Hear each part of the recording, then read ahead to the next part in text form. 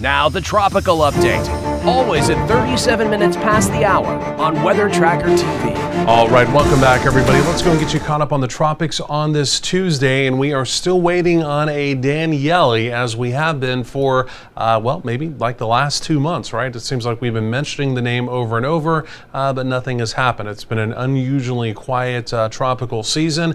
Of course, as you know, we have yet to actually have a hurricane. You have to go all the way back to 1914 to find a season where there actually was not a hurricane. Now, we're not there yet because the season is not over, and as it turns out, I think we've got, well, I know we've got something brewing. The big question is it only going to be a tropical storm or will it be a hurricane? I think the odds are on this will become a hurricane, even though some of the newest data coming in this morning is not quite as bullish on this system. Again, I do think it's still going to become a hurricane, but the good news is most likely not impacting land. So let's go and talk about this. Again, this takes us all the way out here into the tropical Atlantic. This is the wave that, again, we've kind of been mentioning over the last several days. Still looking a little disorganized, right? But again, you can see the convection here, the deeper reds beginning to show up, meaning there is some, at least, intensification. But again, we really don't have a closed off area of low pressure that has developed yet. But again, this is kind of a disorganized wave. But I think as we go forward in time over the next several days, it's going to become more organized. And then again, the data showing that we're going to get some type of tropical named something, again, depending on what model you look at. Now, this is the American model I'm going to show you. This definitely becomes a hurricane with the American model. Yesterday, the European model definitely was a hurricane as well. The European model is making this become a little more disorganized, though. It's not quite as bullish on this system this morning. But let me go and roll this into motion.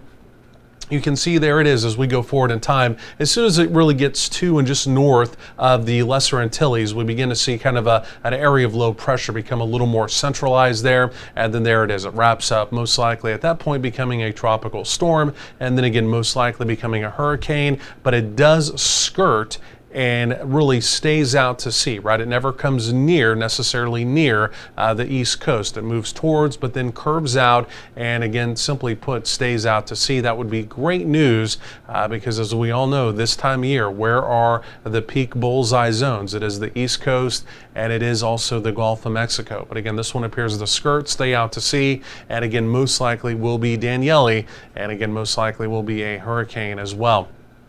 So quickly, also watching this next wave coming off the coast of Africa. I think this is also going to become named as we go forward in time, maybe over the next 5 days or so. The latest data on this one basically curves it right out into the open Atlantic, really does not make it anywhere near any U.S. interest, right? So it doesn't really make that trek to the west towards the continental United States. It kind of comes off the coast of Africa and then it immediately curves up into the open Atlantic. So we'll keep our eye on this one. We'll talk about it if it does become named, but in the grand scheme of things, probably not going to be that big of a deal. Now, I do want to quickly fly you all the way over here to the Eastern Pacific because we do have something brewing here as well. And the only reason I do want to mention this, even though this looks very disorganized, this most likely will also become a tropical storm or a hurricane going forward in time.